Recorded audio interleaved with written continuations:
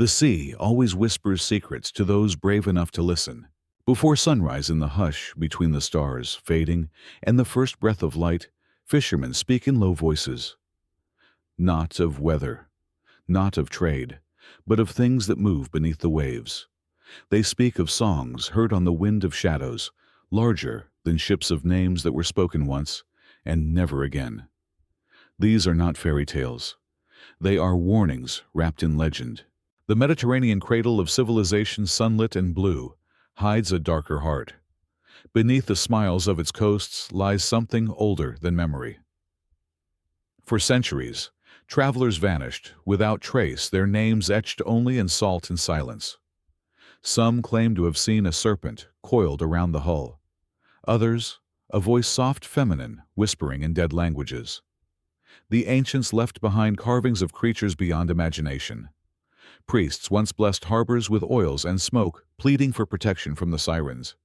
Even now, divers return pale-faced from ruins that shouldn't exist. Legends are born where fear and memory meet. Between the islands of Greece, the shores of Phoenicia, and the sacred lands of Egypt, stories linger of monsters that ruled the waters before gods ruled the heavens. Not just the Kraken or Scylla softened by centuries of retelling, but older things. Things whose breath raised storms, whose eyes gleamed like sunken lanterns in the depths. There is a reef near Sicily that fishermen avoid, even though maps clearly mark the way. They call it La Lingua del Serpente, the serpent's tongue. Ships lose their course near it. Compasses spin. Nets are torn clean through. They say it's not the currents, not the rocks. It's something waiting. In Sardinia, the cave walls are carved with fish bearing human faces. Locals call them Le Madri del Mare, the mothers of the sea, not mermaids. Stranger than that, older. One tale tells of a boy who followed their song and returned 30 years later unchanged. But the moment his foot touched land, he crumbled into salt. A monk in the year 900 AD wrote of Sylvae Pelagi forests beneath the waves. He believed monstrous trees grew in the deep trenches, and among them, creatures with no names. He called them creatura ante deum, creatures older than God. Odysseus met Scylla, or so the poets say. But where did that story begin? Perhaps some sailor glimpsed something through the fog, something vast and wrong, and needed a name to contain it. Or perhaps the fog itself rose because something remembered its name being spoken. In the ruins of a Roman villa, near the Amalfi coast, a marble relief shows a lone rower unaware of the massive tail curling behind his boat. A work of art, or a stone memory of something seen and feared, the Sirens. Not pretty women with harps, but brutal messengers of the deep. Their song was no melody. It was a command, an ancient rhythm that cracked the mind. In some Greek ruins, they are carved with wings. In others, with serpentine tails. Some scholars say they were never one species, but many drawn from the same place, shaped by fear. In 1492, Mediterranean sailors warned Columbus never to whistle at sea. "That's how you call them," they said.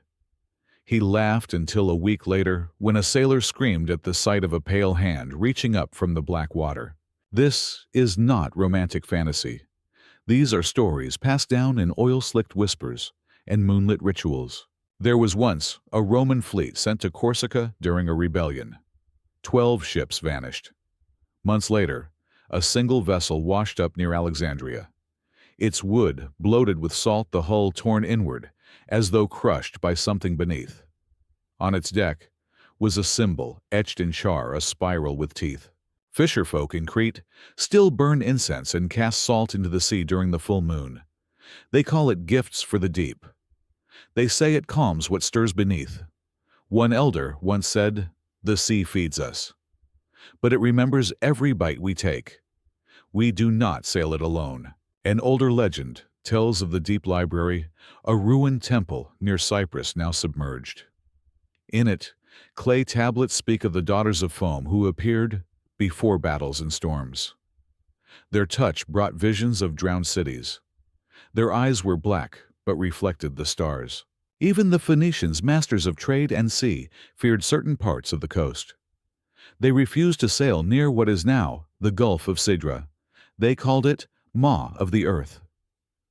One trader wrote the waters hum there, not from tide, but from thought. An Arabic manuscript from Al-Andalus speaks of the sea of mirrors where reality bends. A sailor followed a light, thinking it a beacon. He found himself surrounded by his own ship, copied endlessly ghost-like, each one manned by a version of himself. He screamed, until his voice was lost and the copies vanished. Only his journal remained. We begin not with monsters, but with their shadows. The sea does not forget. The Mediterranean does not forgive. It is patient. It is watching. And its stories, though dressed in myth, carry the scent of something real, something ancient. This is our first step. The legends wait just beneath the surface. The deeper you voyage into the sea's memory, the louder it whispers back. This second part of our journey plunges us deeper into the belly of the ancient Mediterranean, where ghost ships drift without crew, and lighthouses still guard coasts no longer mapped. Each wave carries the echo of stories too strange to be fiction, and each harbor still hides symbols carved to ward off things no one dares name. Let us begin with the tale of the Red Wake. A merchant ship out of Corinth famed for its speed and elegance, which vanished in 734 BCE. The only survivor, a cabin boy no older than 12, was found clinging to a splintered plank off the Libyan coast weeks later. He was blind and speaking in words no one recognized. Not Greek, not Phoenician, not even Egyptian. When scribes transcribed his speech, one Phoenician priest claimed it matched an extinct sea tongue, once spoken by the elders of Foam, a name no one dared explain further. The boy drew a symbol in the sand, a spiral lined with inward hooks, before dying, just before dawn. That symbol reappears on the hulls of shipwrecks in 3 different corners of the sea. Ancient mariners knew what modern ones dismiss: the sea does not play by our rules. Greek sailors practiced the rite of the 3 drops, a small cut to the palm, and a drop of blood into the ocean before departure. They called it the binding away, to declare peace before sailing into the realm of the deep. Those who ignored the rite often returned with eyes wide and silent mouths, if they returned at all. One trireme captain, famously arrogant, laughed at the custom. He spat into the waves instead. His ship was splintered that very night. Survivors swore a shape larger than the vessel, glistening like obsidian, rose from the depths and coiled around the hull. Even Julius Caesar, in his lesser-known commentaries, wrote of strange beasts spotted off the coast of Hispania. Their eyes gleamed like embers, and their skin bore the rot of centuries. That passage was later struck from surviving copies. Only fragments in marginalia remain, and so we descend again into the drowned world, the ruins below the waves. Off the coast of Crete lies a submerged city, older than the Minoans, its stone plazas swallowed by seaweed and silence. Divers who enter its echoing avenues speak of hums in the water, a strange pressure behind the ears, and carvings of beings with gaping mouths and 12 eyes. One diver described it as chanting in reverse. Another claimed his oxygen mask filled with salt despite perfect equipment. He never returned. In Alexandria's Sunken district, archaeologists pulled from the depths a black tablet of polished obsidian etched with unfamiliar symbols. Every effort to translate the script failed. A linguist from Damascus began muttering to herself in dreams. Another lost the ability to read Latin entirely. Some claim the marks appear on shipwrecks from as far as Gibraltar to as deep south as Alexandria. Is it the language of the sea? There are the ghost ships too, always the ghost ships. One vessel, La Rosa del Mare, has been spotted from Sicily to Marseille across centuries. Ottoman sailors recorded it in 1651, and again, French fishermen spotted it in 1948 untouched, by time, bathed in eerie moonlight, completely silent. Witnesses claim a single figure in rotted robes watches from the prow. It leaves no wake, it is never close, but it always appears before storms. Then there are the whirlpools, the spiraling mouths in the sea that appear and vanish. Charybdis may have been one. Or perhaps it was something older. In Sardinia, villagers tell of a wedding barge swallowed whole during calm weather. Divers later reported nothing. No wreckage, no bones. Only a deep, low humming like a forgotten lullaby rising from the ocean floor. Off Malta, a British diver, in 1973 encountered something beneath a reef. He said he saw himself, but twisted. A pale figure mirrored his movements, but never blinked, and its mouth opened wide without sound. He surfaced in a panic, speaking in a language no one could identify. His equipment was later found on the beach, perfectly intact. He was never seen again. The sea, it seems, does not merely conceal. It remembers. It reflects. In each Mediterranean port, you can still find fishermen who carve protective eyes into their boats, not for tradition, but for safety. Old women still sprinkle salt into the tide and whisper names of drowned saints never recorded in Scripture. At certain beaches, no one swims after dusk. Not because of sharks, but because of the stories passed from grandmother to child.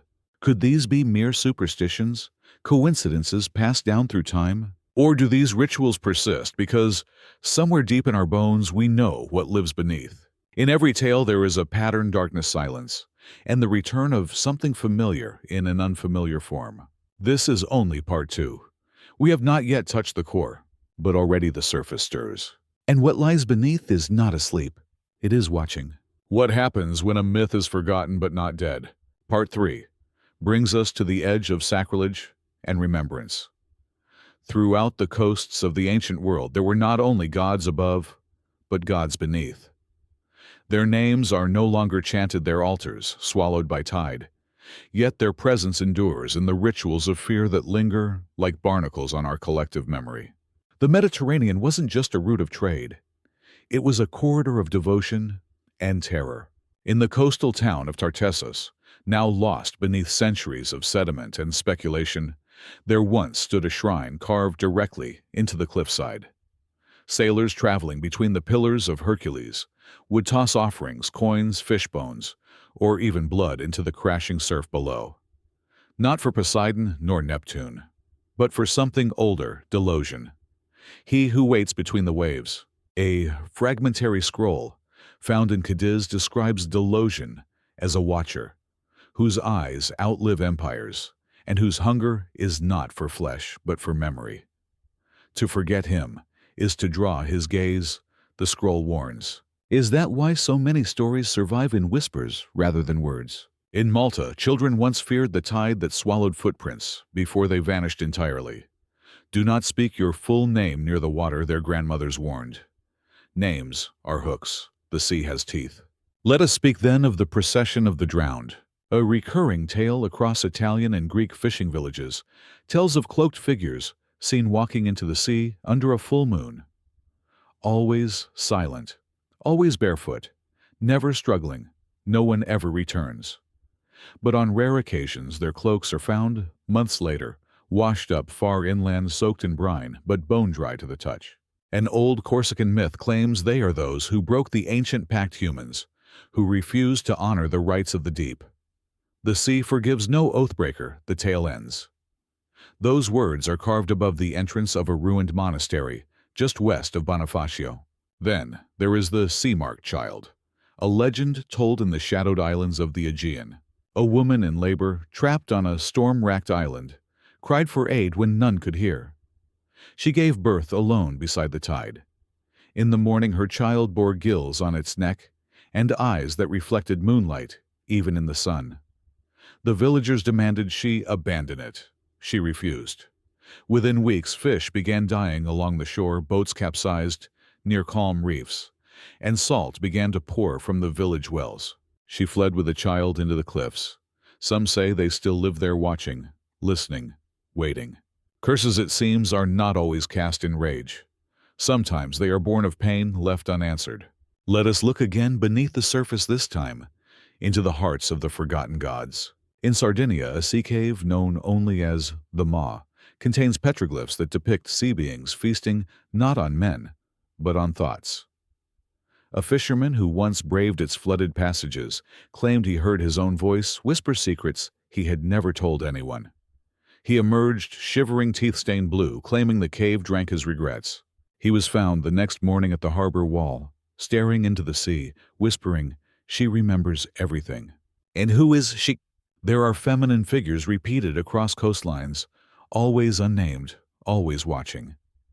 In Byzantine texts, there is mention of Thalassia, the forgotten bride of the deep, whose tears cause whirlpools and whose gaze turns lighthouses cold. She is depicted as both radiant and rotting, her veil woven from seaweed, her fingers tipped in coral. It is said she waits for offerings of sorrow, not wealth. One strange phenomenon may be tied to her. Near ancient Phoenician harbors, mosaic floors have been discovered, depicting her weeping as ships burn. Why would such art survive when temples to Olympus have crumbled? Why does the sea protect her story? Perhaps because she is not a myth. Perhaps because she still walks the shore when no one is looking. Even in modern times, remnants of these beliefs linger. Lighthouse keepers in Greece often report lights, flickering during certain tides even when generators work fine. Some claim voices echo from the sea walls, familiar ones. One keeper, writing anonymously in 1998, described seeing his mother standing in the surf one night. She had drowned 30 years earlier. He left his post the next day. Let us end this part with one final story. The Screaming Bell of Alenissos. Long ago, a bell was cast in the image of a god whose name was never carved, only sung. Hung in a sea chapel, it rang once during storms to warn ships. Then one night, it rang thrice under clear skies.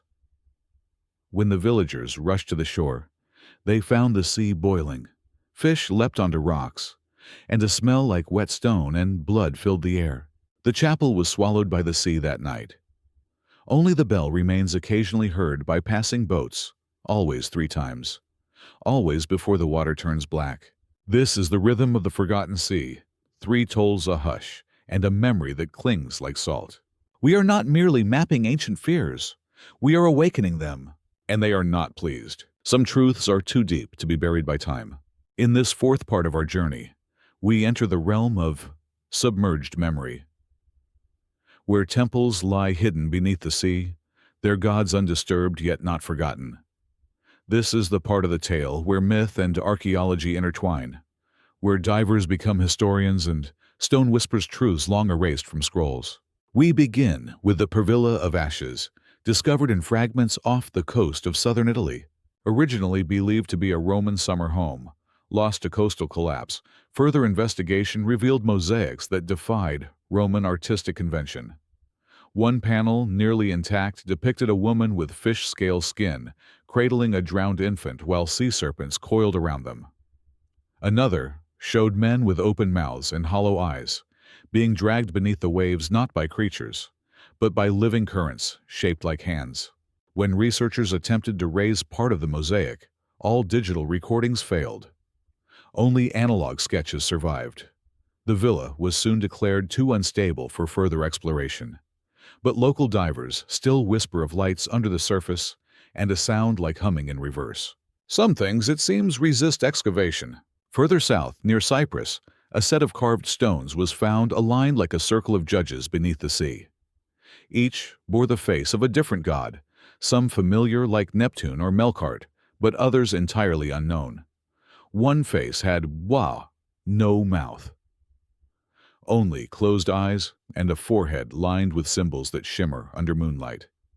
A diver who traced the markings by hand woke that night, speaking in tongues and pointing toward the sea as if something had summoned him back. He disappeared the next morning. And then there is the myth of the drowned council.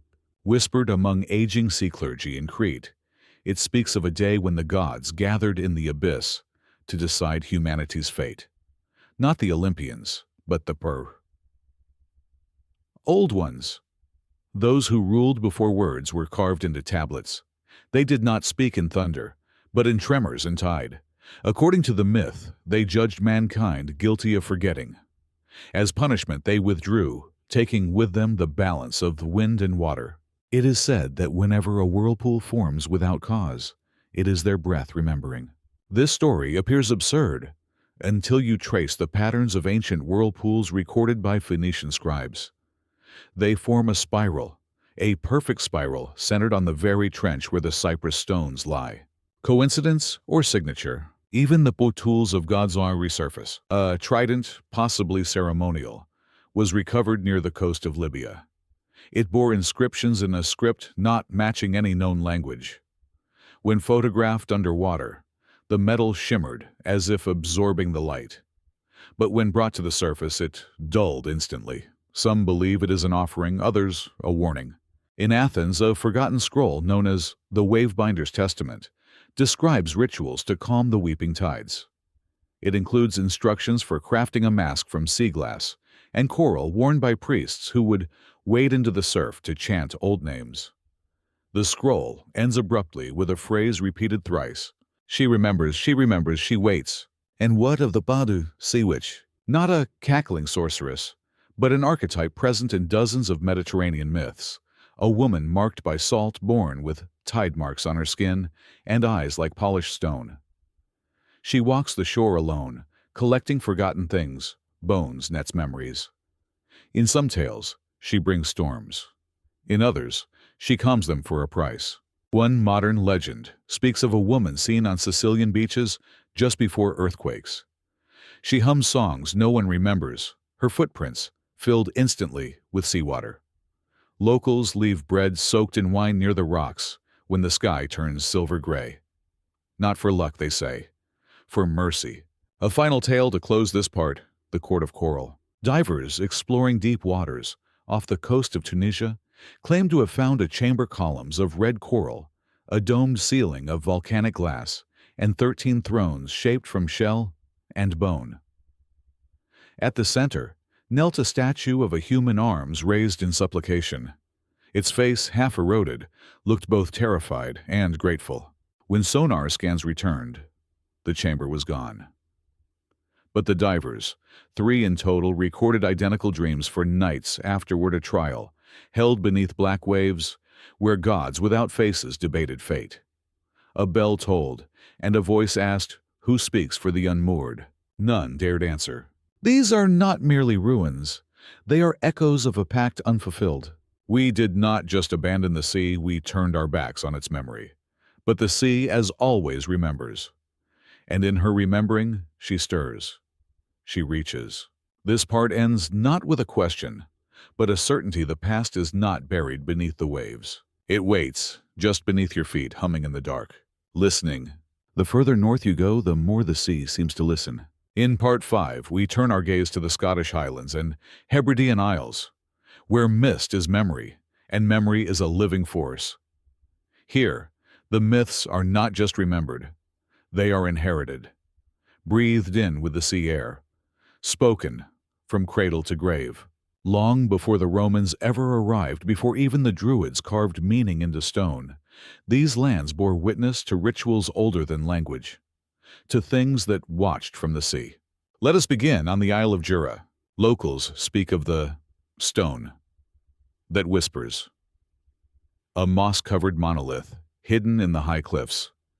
When the wind hits it just right, a soft humming escapes from a hollow in its center. It is not music, it is names. Those who have sat beside the stone alone claim to hear their own name first, and then the name of someone long dead. Archaeologists dismissed the legend as auditory pareidolia until a university team set up sensitive recorders in 2002. The resulting audio file contained not just faint, human-like murmurs, but layered harmonics resembling whale song mixed with human vowels. That tape has since vanished from archives, and yet the whispers persist. Further north lies the island of Aig, where fishermen tell of the chapel below the tide. It is no longer visible from the shore, but during spring tides when the moon swells and the wind is still, one might glimpse the pointed roof of an old chapel beneath the waves. Inside, they say, sits a stone altar, covered in kelp, and carved with a kraken-like creature with hollow pearl eyes. Those who see it report a peculiar effect. They forget things afterward, names, directions, even how they got home. One man, Malcolm Fraser, claimed he lost the memory of his wife's voice after glimpsing the chapel. For years, he wandered the coast at night, calling to the sea. He died near the rocks with his hands cupped to his ears listening. The tide did not take him, it simply receded. On the Isle of Lewis in the black peat bogs where ancient bodies sleep beneath centuries of silence, a stone tablet was unearthed in 1973. It bore spiral carvings and crude images of sea serpents coiled around screaming men. The bog preserved it perfectly. Beside it were 3 skulls, human but elongated, as if stretched, as if marked by something not entirely of this world. Locals called it the writ of the drowned king. It spoke, they said, of a monarch who once ruled not land but current, a being made of salt and crown and storm. He could not die on land, the tale insists, so they buried him in the tide. To this day, children in the Hebrides are warned, never throw stones at the sea. That is where the king sleeps. Not all myths are born from fantasy. Some are born from punishment. There are accounts in 16th century monastery texts of wars. Sea trials. Ritual drownings not meant to kill, but to judge. The accused would be bound and cast into tidal pools at dusk. If the tide returned them unharmed, they were considered innocent. If not, it was the sea's will. But what of those who were found changed? One monk wrote of a girl named Isolde, who was cast into the trial for suspected witchcraft. 3 days later, she washed up miles away alive but with white hair and webbed fingers. She never spoke again. Her eyes, the monk wrote, had no whites, only silver like fish scales. She vanished into the moors weeks later, but her name appears again carved into a stone altar, dated nearly 300 years later, as if the sea had not finished with her. What are we to make of this? Perhaps the sea does not just remember, it chooses. It selects. There is another story passed quietly among elder clans, the keeper of the deep names. She is described as a woman with no face, only a blank mask carved from driftwood. She walks the shoreline with a staff hung with tokens, baby teeth, fish hooks, bits of lace. They say if you see her, you must give her a name not your own, but one you have never spoken aloud. If you cannot, she takes one from you. No one remembers who first told the story, but everyone knows someone who swears they saw her. What is the purpose of these myths? To warn, to explain the unexplainable? Or are they ways to encode truth, too heavy to speak directly? In every village touched by salt wind, there is one house, the one where stories cling like damp, where windows face the water, where candles flicker in daylight. That house belongs to the rememberer. The rememberer holds no title. They are not priest or scholar, but they know every tale, every cry in the wind. They teach the children what not to ask, what not to say when the tide turns red, or the wind carries laughter from empty shores. They do not live long, but their stories never die. For stories in this part of the world are the only thing stronger than tide. So we end part 5 not with fear, but with reverence. Reverence for memory that survives where cities drown. Reverence for whispers that outlive kings. And perhaps reverence for the sea, not just as water but as witness. The sea has no face, but she never forgets. Every coastline has its song, but some songs are meant to be forgotten. Part 6 drifts us closer to the edge, where memory becomes melody, and the monsters no longer slither. They sing. These are the sirens, the weepers, the whispering daughters of the tide.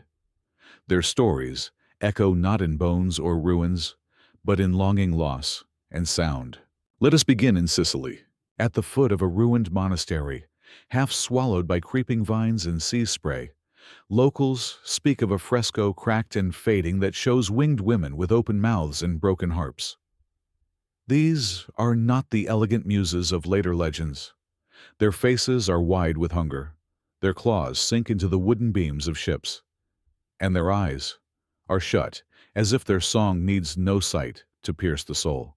The monastery's founder, Saint Sirens, wrote in his final letter, "The sea sings in dreams.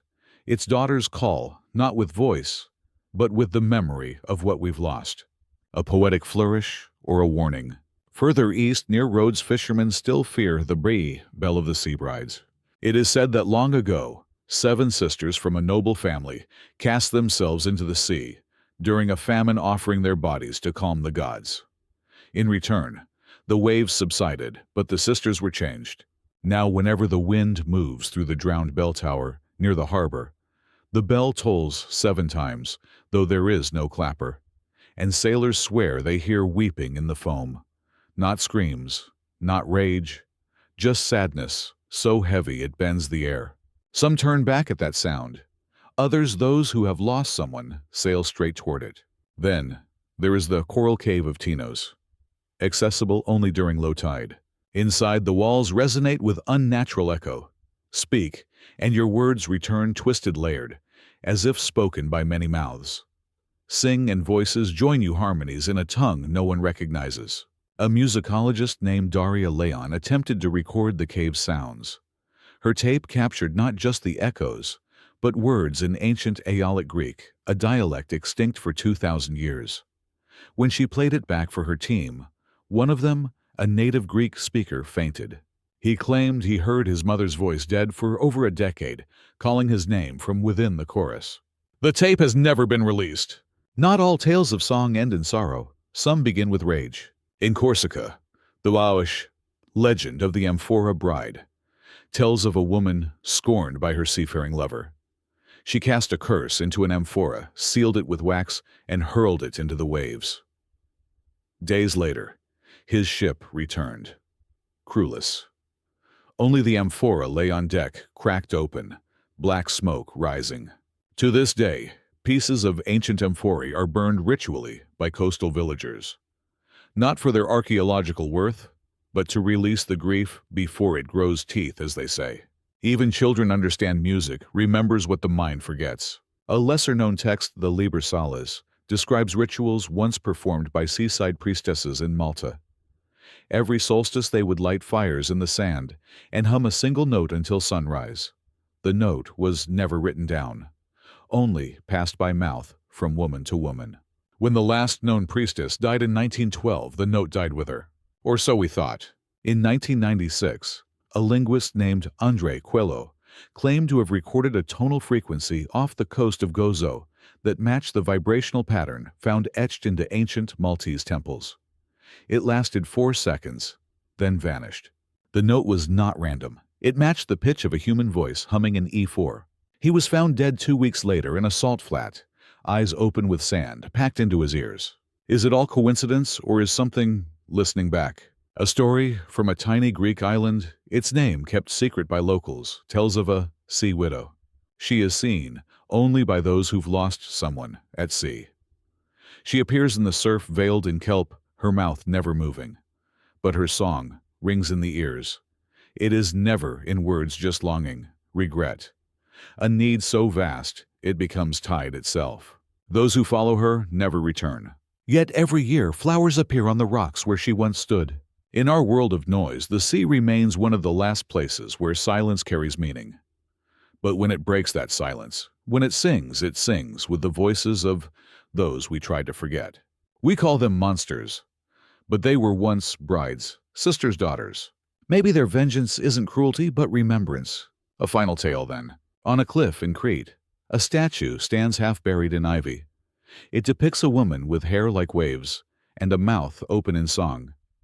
Her name is lost, but beneath her feet is a carving, for those who listen too long. A scholar once asked a local elder what it meant. She replied, "You do not need ears to hear her, only memory and guilt." Perhaps that is what these sea monsters truly are, reflections of what we cast away, but which swims back to us shaped by longing and tide. This is not the end of their song, only the middle note. The refrain is still coming. Some monsters sleep, others remember. As we reach part 7 of our journey, we dive deeper into ruins. The sun no longer touches into memories, not meant to rise again. If the sirens haunted the surface, what stirs below is older, heavier, hungrier. We begin in the cave of Makridakis, near the Peloponnesian coast. Divers discovered it by accident in 1978. At first, they believed it was a forgotten mine shaft. But the deeper they descended, the more the tunnel widened, unnaturally. No chisel marks, no tool signs, just smooth, spiraling walls that pulsed faintly with warmth. Inside, they found not gold or bones, but a pool that glowed. Not from light above, but from something within. Floating near its surface was a broken helm, Corinthian style, and etched into the cave wall, "Do not breathe his name." The divers left, but two returned later. Only one resurfaced. He spoke only once about what he saw. It wasn't a god. It was something gods feared. To this day, the location of the cave remains a guarded secret. Some say the Greek government sealed it off. Others whisper it was never on any map to begin with. In Sicily, fishermen speak of woe, the long one, beneath. A creature said to stretch across an entire sea trench, wrapped like a serpent, around ruins no one dares chart. When storms roll in, they say it stirs, not to attack, but to listen.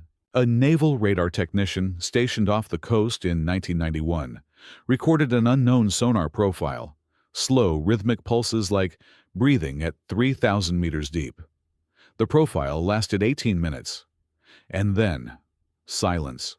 When asked why he never spoke publicly, he said, "Because it hurt us back." Farther west, near Tunisia, an ancient legend tells of the judge in chains. This was not a man, but a being, forged by sea and salt. Descriptions vary. Some say he has 3 faces, each showing a different season. Others claim he is faceless, but that those who look upon him see the moment they betrayed someone they loved. He is said to sleep beneath a sunken fortress, one whose towers can still be seen at extreme low tide, like the fingers of a drowning hand. Fishermen leave offerings on the rocks, bones of fish, broken compasses, salt, not to ask for favor, but to be forgotten. They say the judge remembers all names, even those erased by history. What are these myths? Warnings, symbols, or coded memories from another world? In 2014, a team mapping submerged Roman ruins near Alexandria found something strange, a perfectly circular structure 30 meters across, etched with runes that predated any known alphabet. Inside were broken pillars, each topped with the skull of an unknown creature, jawless, smooth, with sockets that glowed faintly green when touched by light. The ruins were labeled Site Delta 12Q, but divers called it the Garden of the Watcher. Why? Because of the statue. It lay face down in the silt, 8 feet tall, vaguely human, except for the eyes. They were too far apart, and there were 4 of them. The statue was removed for analysis. It never arrived. The shipping manifest simply reads contents lost at sea. Even maps, it seems, can drown. But not all monsters hide in ruins.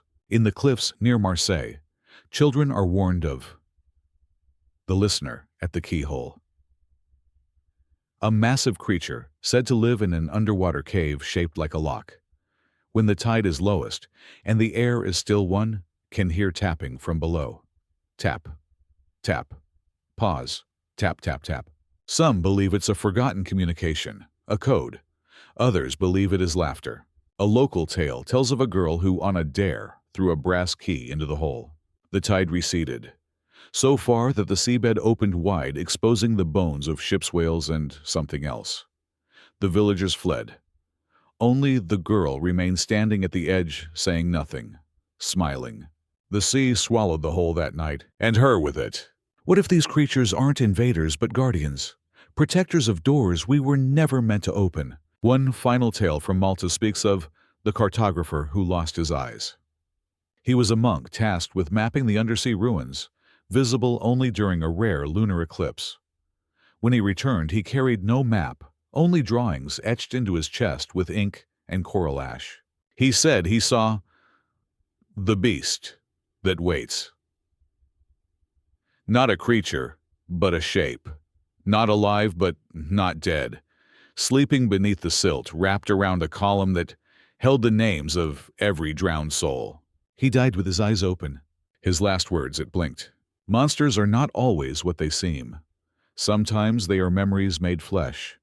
Sometimes they are truths too old to bear light. In the Mediterranean, the line between myth and memory dissolves like salt in tide. And if these legends share a heart, it is this. Beneath the surface, something stirs, something that watched us rise and waits for us to fall.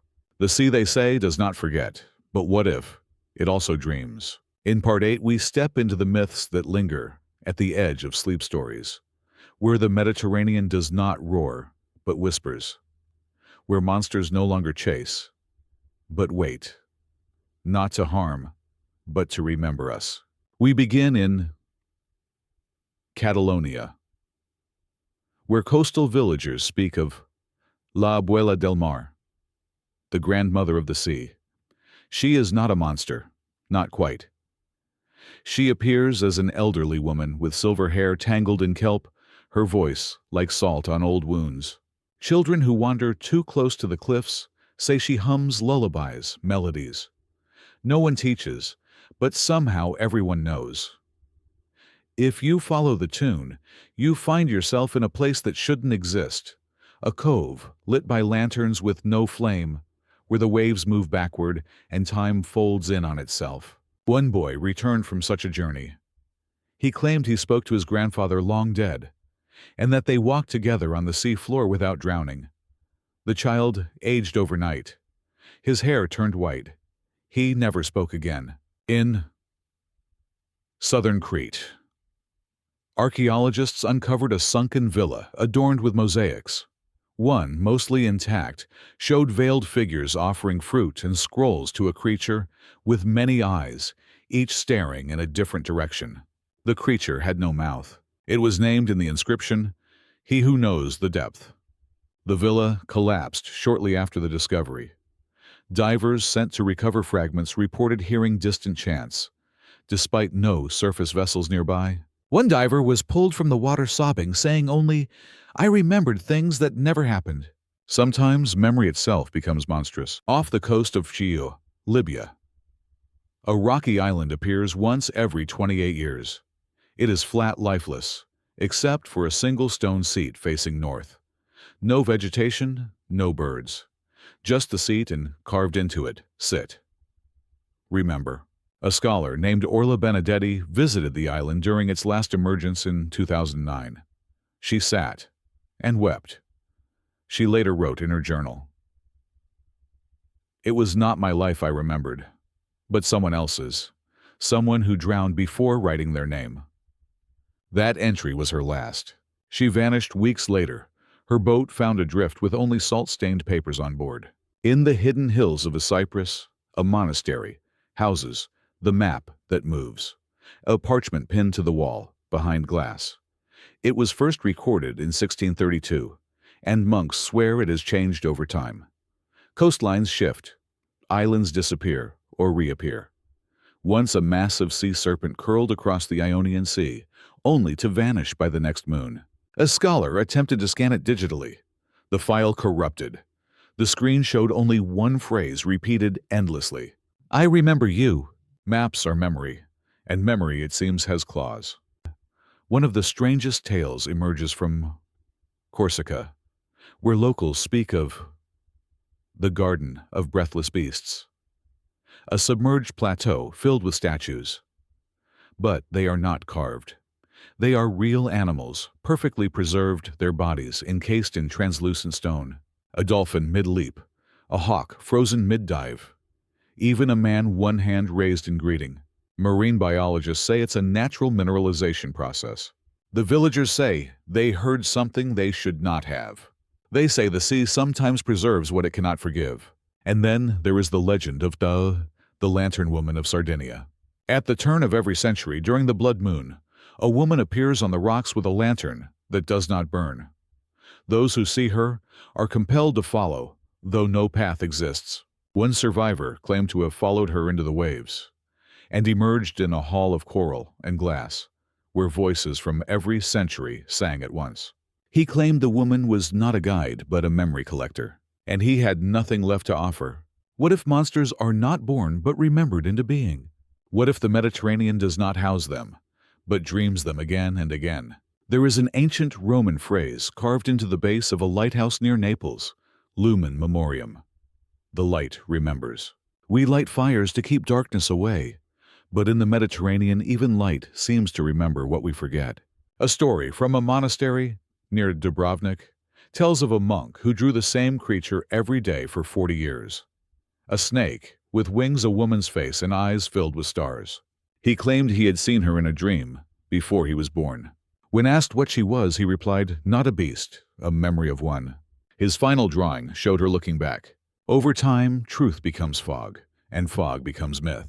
But here, in the ancient cradle of sea and sky myth, becomes memory again. Monsters, too, want to be remembered, even if only through silence, through salt, through story. As we approach the final parts of our journey, ask yourself this: do we shape monsters, or do they shape us? And if the sea dreams us, what happens when it finally wakes? What remains when the sea takes everything?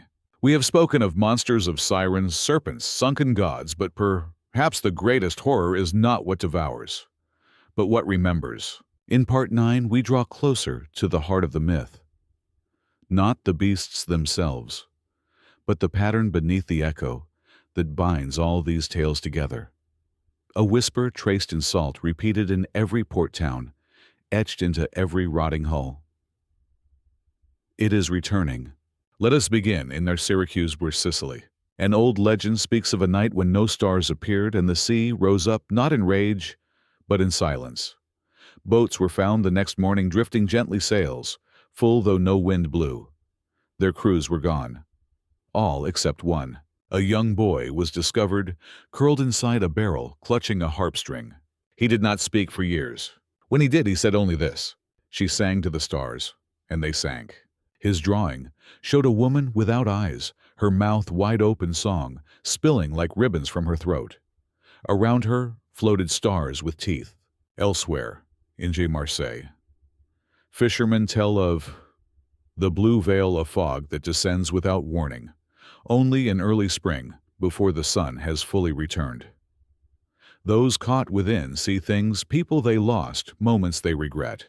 Some see monsters, some see themselves. A captain wrote in his journal, "I saw myself standing on shore waving, but I was still on the boat. I think the sea was choosing." Not all legends involve shape and form. Some speak only in symbols. A crumbling mosaic uncovered near Valletta, Malta, showed ships arranged like a spiral. At the center, a black sun with open jaws. Archaeologists believed it represented a celestial event, but the local priest disagreed. He said, "It is not an eclipse. It is the eye of the forgotten." The spiral, he claimed, was not time, but memory. Every ship a story. Every story swallowed in Alexandria. A sealed chamber was unearthed beneath the ruins of a drowned library annex. Inside, a table of stone. Upon it, a map drawn not in ink but in grooves. Lines carved by someone who had never seen the surface, yet knew every coast. At the map's center, an island that does not exist. Scholars call it the place that waits. Local myths call it something else, mouth of the deep. It appears only to those who forget themselves. A sailor once claimed he saw it just before his ship wrecked. He described it not as land, but as a thought wearing an island's skin. In southern Spain, elders whisper of the reversal, a moment that comes to every seafarer if they live long enough. One night, they hear a wave break and know it was not caused by water. They feel a cold wind from below. And then the tide turns inward. One man, after 70 years at sea, retired inland and never looked at water again.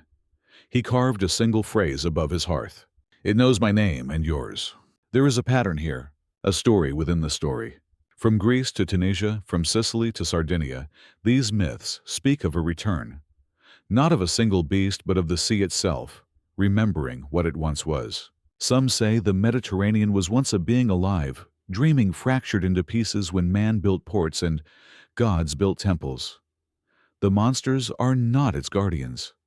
They are its memories trying to reform the whole. Every drowned bell, every sunken song, every forgotten name is a fragment, waiting to be stitched back together.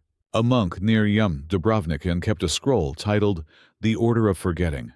It listed no names, only places, times, winds. Its final line: "When the mirror shatters, the tide will speak."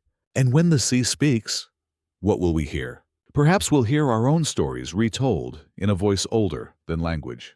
Or perhaps we will hear silence. And in that silence, know, we are not alone. There is one final legend before we enter the end. The Night of 100 Lights, told across coastal Albania. One night, each century, lights rise from the waves, neither fire nor flame, but memory shaped like lanterns. They drift inland, seeking, calling. People lock their doors. They whisper to the sea, offering stories as payment. For if you do not share your story, the lights will take it. And you will forget who you were. One man let them in. He became a legend himself, but no one remembers why. Because forgetting too can be monstrous. We stand at the edge now, not of land, but of understanding. If monsters return, it is not to destroy us. It is to remind us, to remember what we are. Salt, breath, shadow, song. A story written in water. Here we are, the final shore. We've wandered through forgotten ruins whispered to storm-born serpents, and followed the voices of drowned gods. We've walked hand in hand with memory, with myth, with the salt-soaked shadows that haunt the Mediterranean's edge. But what now? What waits when the last legend ends? Part 10 is not a conclusion. It's a remembering. Let us begin in silence. In the tale of the unnamed boatman of the last bay, they say there is a cove near the Strait of Gibraltar that appears only on moonless nights. There, a boatman waits not to ferry souls but stories. No oar, no sail, only silence and the weight of every tale ever whispered to the waves. He listens.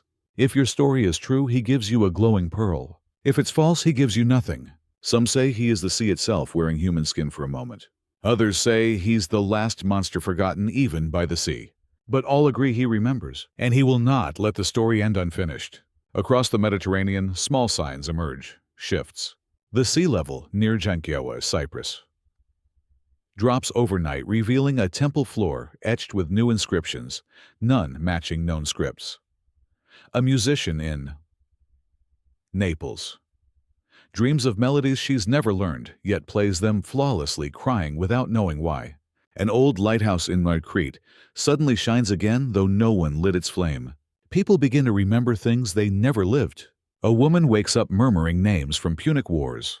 A child draws maps of cities that never existed. The Mediterranean is waking, and in its breath we feel something ancient stirring, not to devour, not to punish, but to call us back to the center, to story. Because all monsters, every serpent, every siren, every shadowed god, weave a thread back to ourselves. They are not separate. They are echoes, fragments of our fears, yes, but also of our hope, our curiosity, our need to belong to something greater than bone and blood, to belong to myth. One final story remains, a legend from northern Tunisia of a creature named Thalashin. Not seen, but felt. It swims not in water, but between moments, between breaths.